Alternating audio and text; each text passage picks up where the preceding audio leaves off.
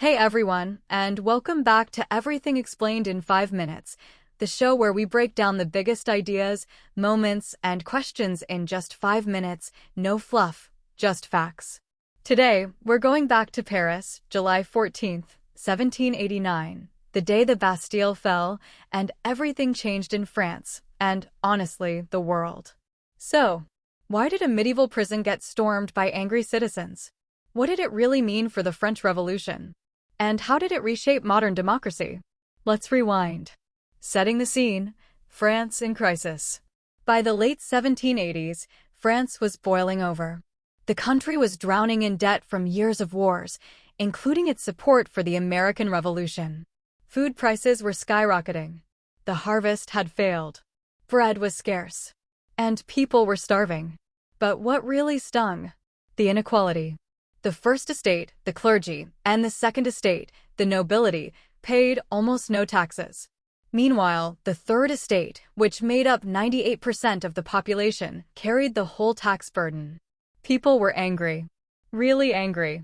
In May 1789, King Louis XVI called the Estates General, a meeting of the three social classes, hoping to fix the economy. Instead, the Third Estate broke off and declared itself the National Assembly. That was the spark. The people had found their voice. But the king? He got nervous. He brought troops into Paris. People feared a royal crackdown. They panicked and got ready to fight. What was the Bastille? The Bastille wasn't just a prison.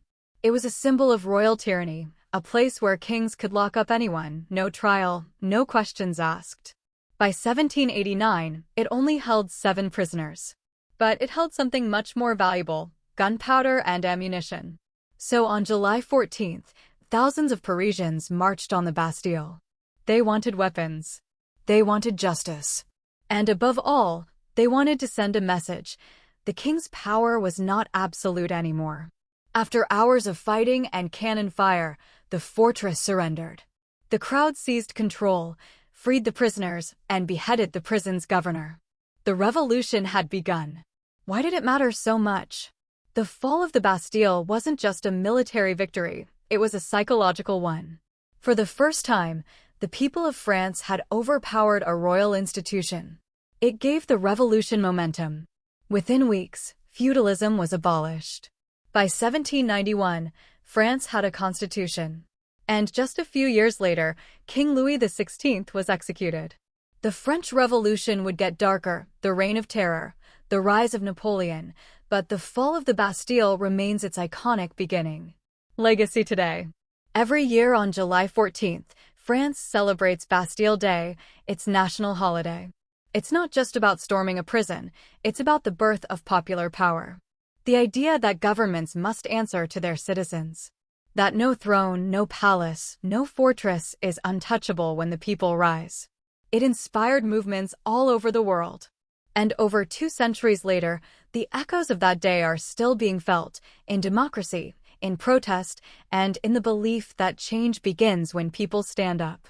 That's it for today's episode of Everything Explained in 5 Minutes. If you liked this one, hit follow and let us know what moment in history you want us to break down next. Until then, stay curious and keep asking questions.